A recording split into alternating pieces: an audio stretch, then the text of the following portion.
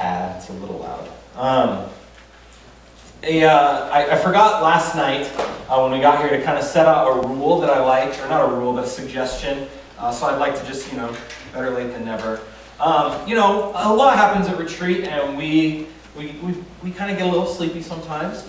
And, we go hard and we play these games, and sometimes we get in here and it's like dark, and I have a very soothing voice. And so I just want to encourage you that if you start to feel yourself drifting off and you're like, no, I really want to listen to the wisdom spewing forth from Pastor Josh. That's something. But just get up. Just get up and walk around. I promise you I will be fine. That's just a suggestion. I have had people actually take me up on that from time to time, and they tell me later that actually worked. So please, if you feel yourself drifting off and you would like to just stand up, stand in the back, walk around, that's fine with me. So I'd like to offer that to you today. That will become especially handy tomorrow morning, though. So tonight, I want to start off, I was thinking about this sermon, and for some reason, I started thinking about lemmings. Now, I don't know why I started thinking about lemmings. I don't often think about lemmings. But for some reason, as I was preparing the sermon, I started thinking about lemmings. Just out of curiosity, did anyone play that old computer game, Lemmings? Anyone? Yes, DFD. We're going to have a long conversation after this. Lemmings are like a little rodent type thing, right? And I was thinking about them because they have this famous reputation for people think that lemmings are this animal that randomly commits mass suicide, where they like all run off of cliffs and die together. That's kind of what they're famous for, right? That's what that game is based off of. That's what kind of the reputation is. That's actually scientifically inaccurate. They don't do that. They don't all commit mass suicide together. Lemmings don't jump off cliffs en masse. What they do is they migrate. I found this out as I was researching, right? They migrate, and sometimes their migratory patterns, which happen kind of like in a group, will lead them like across rivers or through dangerous terrain. And in the process of migrating from place to place, some lemmings will drown, like crossing rivers or things like that. That's why they have that reputation, because a lot of them in that behavior will actually die, because that's the direction that the group is heading in. So it's not like they all set out to, let's end our existence, but that they have this mob kind of mentality where they all move together, and then some die. Now, why do I bring up lemmings? I don't even know. But we're talking tonight about exposing our weakness, about inviting Jesus in, about seeking him out, about opening our brokenness to God. And I think that the connection that I find is that for us, exposing our weakness sometimes means not going with the crowd, right? It's not moving with the mob. It's not going in the direction that everyone else is going to expose our weakness. That doesn't fly in a crowd. Facing our shame and our hurt is not going with the crowd. Asking for help is not going with the crowd. Faith is not going with the crowd. All of those things don't fly in our society, in our culture. Being honest about vulnerability, weakness, love of God. Sadly, sometimes I think we as Christians even have a lemming gospel, right? It's not just the crowd out there outside the church, but even within the church. We have a lemming gospel. Participate, follow the rules, listen to the pastor, sing the songs, and all the while, our participation in religion is drowning us because we aren't seeking Jesus in faith, we're seeking him in familiarity. We aren't seeking Jesus in faith, we're seeking him in familiarity. Lemmings have this group behavior where some of them die in the process, they drown. And I think some of them would benefit the most from not following along blindly, but instead moving in a different direction from the rest of the mob. And I think that this is really the idea at the heart of one of my favorite passages from the life of Jesus in Mark chapter 5. We're going to open there in just a second. Now Mark chapter 5, something you should know about it, is that this is actually a story where there are two healings. So we get more bang for our buck tonight. There's two healings, and both of the stories point to this idea of going against the grain. Intentional steps that were difficult and disorienting and disapproved by the masses, but decisions that led to healing. And these stories tell us so much about who it is that we put our faith in, right? These stories tell us so much about the character of Jesus. We see Jesus as just and compassionate and merciful in these stories, especially as we've been doing so far when we start to dig a little bit beneath the surface. So if you do have a Bible with you, flip open to Mark chapter 5.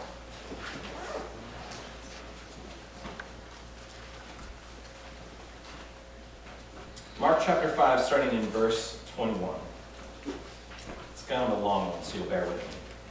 When Jesus had again crossed over by boat to the other side of the lake, he seems to do that a lot, a large crowd gathered around him while he was by the lake. That also seems to happen a lot. Then one of the synagogue rulers, named Jairus, came there. Now this is in a town called Capernaum on the north side of the Sea of Galilee. It's actually where Jesus probably lived while he did his ministry. Right? So Jairus came, seeing Jesus, he fell at his feet and pleaded earnestly with him, "My little daughter is dying. Please come and put your hands on her so that she will be healed and live." So Jesus went with him. Now a large crowd followed and pressed around him, and a woman was there who had been subject to bleeding for 12 years. She had suffered a great deal under the care of many doctors and had spent all she had, yet instead of getting better, she grew worse. When she heard about Jesus, she came up behind him in the crowd and touched his cloak, because she thought, "If I just touch his clothes, I will be healed." Immediately, her bleeding stopped, and she felt in her body that she was free from her suffering. At once, Jesus realized that power had gone out from him. He turned around in the crowd and asked, "Who touched my clothes?" "You see the people crowding against you," his disciples answered, "and yet you ask, 'Who touched me?'"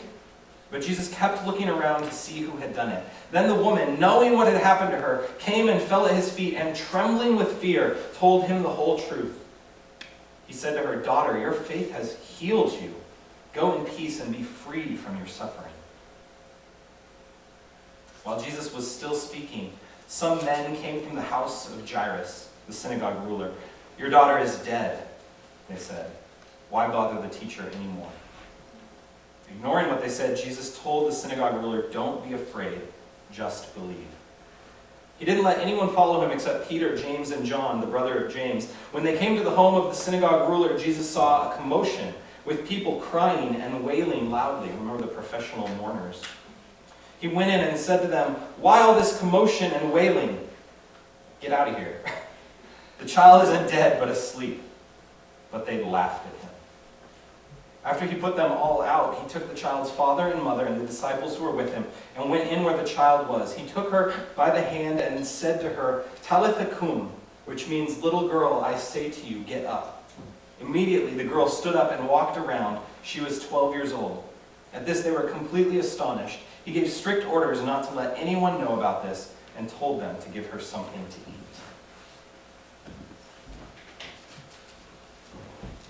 I want us to recap a little bit, right? So last night when we got here, we looked at this idea that by diagnosing our brokenness, we start to understand the layers of brokenness within us. That we can't really even begin to think about healing until we understand what's going on within us. We sometimes feel the symptoms, but we need a diagnosis. We try to see brokenness for what it is, and the brokenness that we carry in our own hearts, in our relationships with each other, the brokenness we're impacted by in our society, right? This morning, we talked about the need to understand not only our brokenness, but also our healer, and what full healing would look like. We wanted to see Jesus for who he is and understand that he has a claim or a desire for every area of our lives. That there's no area of our lives that we should withhold from him, otherwise that's an area he can't bring healing to, right, if we're not letting him enter in. Those two realities, understanding our brokenness and understanding our healer, are the things that, if we keep returning to them, those will be the things that keep us on the path towards healing. Now again, like I said this morning, that's not a process that's like complete at some point. That's not a process that's complete this side of eternity, because we will continue in this world to experience woundedness, to experience pain and brokenness in countless ways. But these ways of living in the Spirit of God point us time and time again to the cross. If you think about it, it becomes kind of a form of breathing. You can think of it as breathing in our lives. We reflect on our hearts, and we reflect on our Lord. We breathe in and look inside of our brokenness, and we breathe out and realize that God wants to take those things, right? Breathe in, breathe out. We're constantly focusing on those two realities, and at the crossroads of our weakness and His fullness is where we're at tonight, where those two things collide. An understanding of our brokenness and an understanding of our healer. The intersection that leads to seeking and inviting Christ into our brokenness. That's where we find ourselves. So here in this story we have two healings, right, that are kind of squished together into one story. The healing of the daughter of a synagogue ruler named Jairus, and the healing of a woman who was subject to an issue of bleeding for 12 years. Now often, in the years that I've been involved in the church, I've heard these stories, especially the story of the woman, taught separately. But Mark absolutely intends us to read these stories together. So much so that the story of the woman is inserted right into the middle of the story of Jairus. And he does this for a reason. We talked about this a little this morning, but Mark likes to do what's called chiastic structure. But a better way for you to remember that is Mark likes to make sandwiches. Mark likes to make sandwiches. He likes to put stories in the middle of other stories that those then outside stories are given greater meaning by the thing that happened in the middle. And sometimes you get rings that are 2, 3, 4. It's pretty cool to study Mark, actually. But this is one of those instances where the story of the woman and the story of Jairus are absolutely connected. And it's for a reason. The way that we see Jesus react very differently and yet very similarly to these two people reveals so much about his character and our need for him. Now, Jairus and the woman have almost nothing in common. What they do have in common we'll talk about later, and it's important. But first, we have to recognize these are two people who probably couldn't be more different. Their differences are so profound. Jairus is a respected figure in his community. A man, so he's already, better off than she was, with a family, and we're told a home, a religious authority. He was a synagogue ruler, so he would have had immense status and respect and possibly wealth in that community. And his issue of suffering is acute. What I mean by that is that it hasn't been going on for a long time. It's just all of a sudden this girl is sick, and by the fact that she dies literally on the way back to the house, we know that this was a fast-moving illness, right? So his suffering has just happened. It's just come about. Jairus is a man of power. He's used to issuing commands. Did you notice that he tells Jesus, "Put your hands on her, and she will live"? He makes the calls. He makes the suggestions. I don't think this is from a bad heart. I just think that's what he's used to. But you contrast that, you just put your hands on her, Jesus, with the woman who secretly tries to put her hands on Jesus. Right? Isn't that interesting? Just to touch the hem of Jesus' cloak. And so with that, the differences in the woman come to the forefront. The woman with bleeding, unlike Jairus, doesn't have a name that we know. That tells us a little bit about her, right? That's representative of her status and probably the way the community viewed her as nameless. She doesn't have anyone caring for her or providing for her. We know that her resources are exhausted, that she's gone to every possibility for healing of her issue. She doesn't have people caring for her. Her resources have been depleted trying to find a cure for an issue that she has been suffering with for over a decade. So unlike Jairus, whose suffering is acute, hers is chronic. Isn't it interesting that she's been suffering with bleeding for 12 years? Do you know how old Jairus' daughter is? 12 years old. It's kind of interesting. I don't know what that means, but I find it interesting. Because of this woman's ailment, which was chronic bleeding, she would have been considered ceremonially unclean in the Jewish community in Capernaum, and therefore she would have been excluded from participation in that community. People couldn't go near her, she couldn't worship, she couldn't go in the synagogue, right? These two figures are immensely different. Jairus with his status and his power and his name, the woman unclean and outcast. What can these two people tell us about brokenness and healing? Here's where differences are important, and we need to acknowledge them. differences in our situation and where we're coming from when we approach the Lord. Some of us come to Jesus from a place of plenty. We have things more or less figured out. Or at least we have some sense of comfort and security. We have skills, we have status, maybe we have popularity, we have intelligence, we have education. Whatever it is, we have stuff. We've got privilege. Our confidence stems from the many gifts and the blessings that we have in our lives. If there's chronic brokenness in our lives of plenty, it's probably buried deep down, swept under the rugs of confidence or distraction. And yet, someone who comes to God from a place of plenty is no less in need of healing than anyone else. In fact, the challenge that this reality presents for people, if we come to God from plenty, is that coming to Jesus for those kinds of people is a risky endeavor. It can threaten our polished image and squeaky clean life.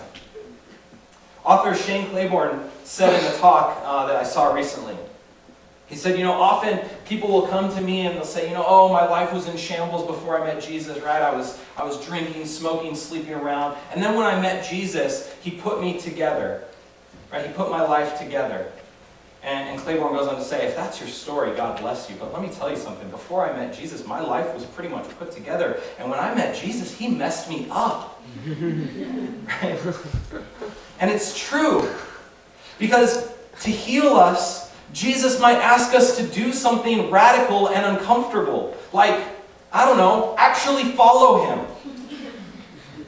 Jairus risked so much, you guys, by throwing himself at the feet of Jesus, who was controversial, who people were out to kill, right? They didn't know what to make of this guy. And remember, religious authorities at this time weren't fans of Jesus. And so Jairus, as one of those authorities, coming and bowing down and falling at his feet was an incredibly risky maneuver. For some of us, the challenge in our healing at the hands of God is that he might want to throw back the rug and dig up the floor of our lives and expose some of the mess that's been buried underneath. He might want to take control of our lives in such a way that the people around us who think so highly of us start to look at us like, what's wrong with you? You're not actually really into that Jesus stuff, are you? Right? Believe me, I've known people for whom that has become a constant reality. I think you're getting a little too serious about this faith thing. Like, it was a cool hobby, right? It was a phase. That was what my parents first thought when I started going through the whole Jesus thing. Like, that's a cute phase. I was like, I want to be a pastor. That knocked yourself.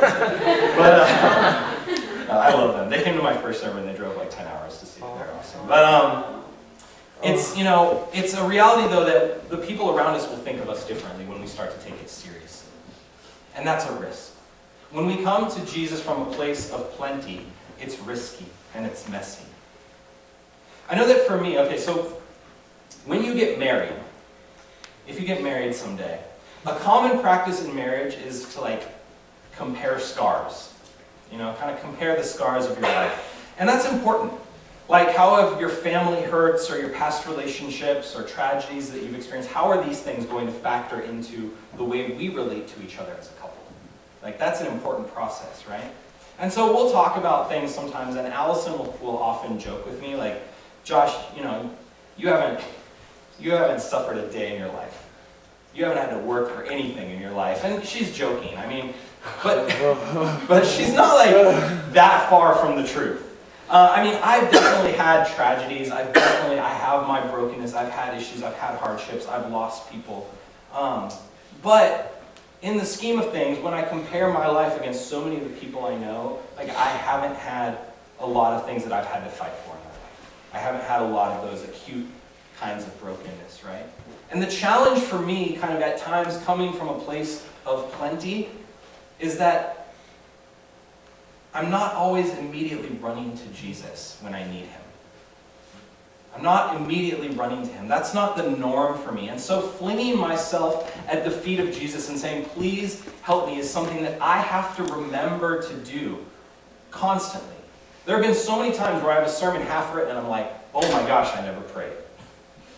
shoot, God, you help me out here, right? When I pastor, when I preach, when I try to be a loving and good husband, and when I try to be good to the people in my life, right? I need him, but my privilege often keeps me from seeing my need for him. And some of us, with our skills, our education, the backgrounds that we have, the things in our life, they're good things, but they can keep us from seeing Jesus. And it's risky and challenging to come to God from a place of plenty. Some of us here need to examine the ways that we so often just forget him and rely on our own strength before we can invite him to heal us. Then, there are some of us here like the woman. We come to God from our place of weakness. We're desperate. Our struggle seems never ending. There's little improvement to look to, and hope seems to be fading fast. It's like, I've tried everything. Why can't I just heal? Why won't things just get better, right? Some, like this woman in this room right now, feel like outcasts, like empty souls with nothing left to give. Whether it's illness, health issues, whether it's depression, whether we feel anxiety or anger, it is a huge task sometimes to come and simply reach out and make contact with God. That can be a massive endeavor. There's a lot of working against people, a lot working against us in this kind of situation. And even worse, when we feel like it's an endeavor to reach out and touch him, we begin to feel guilty that it's so hard for us. Right? And so people coming to God from a place of weakness can not only already feel feeble and unable to reach out, but then they pile guilt and shame on themselves, like we're somehow to blame for our inability. Thankfully, God does not see it that way. A couple of weeks ago, I was doing yard work in my backyard, and I have this old dead tree. And it's like every time there's a gust of wind, a massive branch falls off this tree, right? And so I was doing some yard work, and there was this huge limb that had fallen off the tree. It was probably the length of like the whole row of chairs here. And I thought, Allison was like up the hill, and I was like, yeah, I got this. And so I picked it up, and like there's this place at the bottom of our yard, it's down a hill where like we throw dead branches and stuff. So I picked up the branch, and I was like, okay, I got this, right? And I twisted to throw it down the hill, right? So I was going to throw it that way. And I had my branch, and I twisted, and I got to right about here, and then I felt like my back just go like, I was like, oh, that's not good, right? And I just knew like something went wrong. So I hurt my back. It wasn't bad like in the moment. I was just like, no, something just happened, right? And so I finished my yard work, and I was kind of like, a little sore, a little tight, and I took a shower, and then for some reason, like right after that must have just done it, right? I was floored. I was like on my back in bed, just like, oh my gosh. My back was spasming so much, like my muscles were just like so knotted up. I couldn't even move. Like any just like sit up like a little bit or try to turn a little bit, and it was like just shooting pain through my whole back. Now in that moment, I was so thankful that I was married because Allison brought me water and she brought me Advil, right? But I was thinking like, what if she wasn't here? If she hadn't been there, right, then getting up to take the medicine that I knew I needed, like I needed something. And getting up, just the act of like sitting up to take that medicine would have been excruciating, let alone like having to walk down the stairs to the medicine cabinet to get it, right? It would have been a huge undertaking. And this can be what seeking God feels like when we come from a place of chronic brokenness. When we come from a place of weakness or desperation. It's like, I know what I need, right? I know I need God. I know I'm desperate for him, but moving towards that is immensely like, any movement is shooting pain, right? We feel that. I know people who believe in God.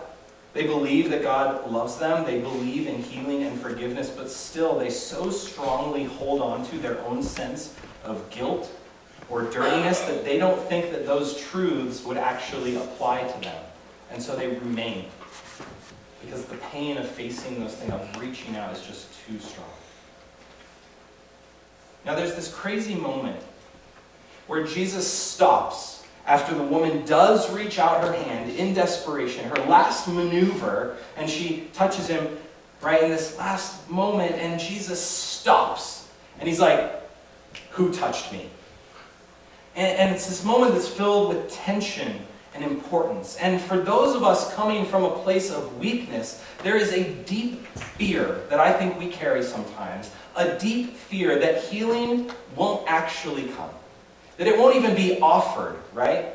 That we're going to be looked at with shame, like, who do you think you are after all that you've done, right? Relief won't come, and so fear or shame sometimes keeps us from pursuing and inviting God into our brokenness. Imagine the woman's horror when Jesus stopped and said, "Who touched me?" That just doesn't make sense, right?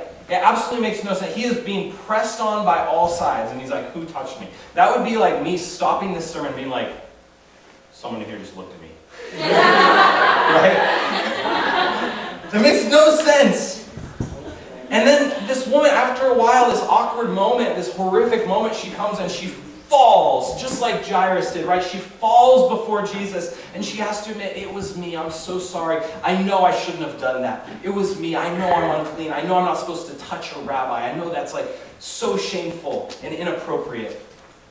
And I'm sure that the fear that she feels in that moment is overwhelming. And imagine how she felt when Jesus tenderly affirms her faith, calls her faithful in front of all of this crowd, when he speaks blessing over her, and when he tells her, and really tells the community that excluded her, "You're healed." He restores her, not just physically, but to who she is meant to be in that community. Just like the woman this morning we talked about last night, was restored to her community when that son was raised to life. But then in that moment, when Jesus speaks these words to her, when Jesus stops and speaks and relieves all her fears, this moment then bounces us right back to Jairus. Because when Jesus stops and he starts to address this woman, you can imagine that the wheels in Jairus' head start to turn. This is kind of keeping me from getting home, right? Like, Jesus, can we get a move on here?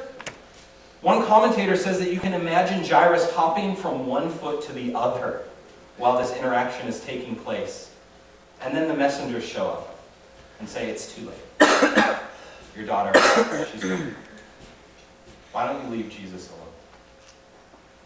What was going through his head? I can imagine it was something like this. What if you didn't stop, Jesus? What if this filthy woman hadn't touched you? What if you had just moved on? I mean, she was worthless, right? Why didn't you care for me? Maybe we would have made it in time. And for those of us who are coming from a place of plenty, the temptation that we have, back to us, by the way, the temptation that we have is to try to fit God into our timetable. Try to make him work for us, because that's how a lot of our life has gone, right? And when God doesn't seem to fit our timetable, that can be immensely disturbing. It's entirely feasible that at this moment, Jairus could have said, "You know what? Forget it, Jesus. I trusted you. You didn't show up exactly when I wanted you, exactly when I needed you," right? And I think coming from a place of plenty, that's sometimes the difficulty. But then Jesus responds with it. Before Jairus can even say a word, Jesus says, "Don't be afraid, just believe." Some of us need to hear those words. Don't be afraid, just believe. When we try to get God to act on our terms, or to act when we feel like we need him to, in our acute brokenness, don't be afraid, just believe. Never have truer words about the healing process been spoken. And this is where we can kind of begin to see what the woman and this synagogue leader had in common. Right? We've looked at their differences. We've talked about those of us who come from plenty, those who come from weakness. But now, let's look at what they have in common. They both have faith. They both have faith. Not just faith that Jesus can do the healing that they so desperately need, but faith that moves them to actually take steps to fall before him in humility and supplication. They aren't consumed by fear, they believe. They believe even when it's hard. They believe even when the circumstances in their lives seem to make belief impossible. For Jairus, that's the risk and the mess of coming to Jesus. For the woman, the public shame and the fear of yet again being disappointed or rejected. They're not afraid, they believe. Neither Jairus nor this woman is a lemming. Neither of them is. Neither risks drowning just by going with what is expected of them. Jairus, against the protests of his peers, the risks of rejection, the ridicule of his fellow Jewish people, falls before Jesus. The woman, against the expectations of the crowd and the labels that she carried with her of unclean or unworthy, she falls before Jesus. They do not go along with the crowd and what is expected of them. They go in a different direction. They go towards Jesus. They go towards faith. They go towards healing. That's what sets them apart, and that's what unites them in their healing. Faith is the assurance of things hoped for and the conviction of things not seen. Faith is the movement that opens our brokenness to the divine physician. As Ephesians 2 says, God saved you by his grace when you had faith. And you can't take credit for this. It's a gift from God. Salvation is not a reward for the good things we have done, so none of us can boast about it, for we are God's masterpiece. He created us anew in Christ Jesus so we can do the good things he planned for us long ago. I love that line as it relates to brokenness, right? He created us anew. In other words, like we talked about last night, that implication of repair. In other words, by belief, by faith, God repaired us so that we could live for him. Faith fixes, faith heals, but faith takes courage, and faith can be dangerous. So what is it worth to us to run our hardest at Jesus? If we want healing, and I do hope that this weekend so far, you've been able to kind of hone in, what are some areas where I really need that? What's some brokenness? What would healing look like? If we really want that, if we want healing, we cannot subscribe to the gospel according to lemmings. We have to seize upon Jesus no matter the things that stand in our way. And often the things that stand in our way come from within. Sometimes the thing that stands in our way, the lemming culture, is even the church. It's like, you don't have all this figured out yet? You don't get this yet? Don't speak up. Don't ask questions. Don't have doubts. I'm here to say, don't be a lemming. Don't drown just to fit in. Don't persist in your brokenness to try and show others that you actually have it all together, because you don't. And you know what? Jesus is okay with that. Fall before him in faith, and he'll take care of the rest. Let's pray.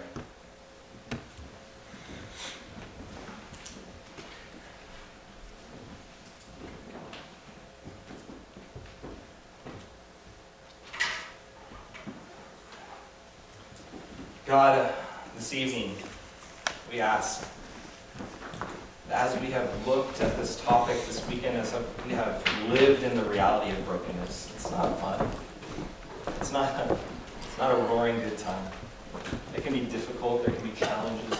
God, thank you that in the midst of this weekend, we do have fun. We do have this community that loves us, that surrounds us, that we can be ourselves. But God, as we dive deeper, even tonight, into this topic of brokenness, I tried to identify it, or at least started down that road. We've talked about what is our brokenness. We've talked about and at least started down the road of what does it mean to be healed fully, to trust you fully. And tonight, God, where those things meet, our prayer, my prayer for these students, is that we would be honest about the things that keep us from falling before you. Jairus, this woman whose name I wish I knew. Both of them take that step of faith against the expectations and the pressures around them. Both of them step out in faith and they fall before you. They do two things. They seek you out and they invite you in. And God, might we tonight, I pray, in our small groups, in our discussion, whatever it is, in this worship time even, might we seek you out. By the power of your Spirit within us, might we seek you out. And tonight, invite you into our brokenness. Invite you into our community. Maybe that looks tonight, God, like you speaking some truth to us that we've been holding on to for too long. Maybe tonight that looks like us walking up to someone in this room who we have wronged or who has wronged us and saying, we need to fix this. Maybe tonight it means making a resolution about how I'm going to live as a different type of person when I get back. Whatever it is, God, I pray we would seek you out and invite you. And might we fall prostrate before you in the power of the Spirit this evening and say, God, we need you. And help us by your Spirit to live out that reality. Don't be afraid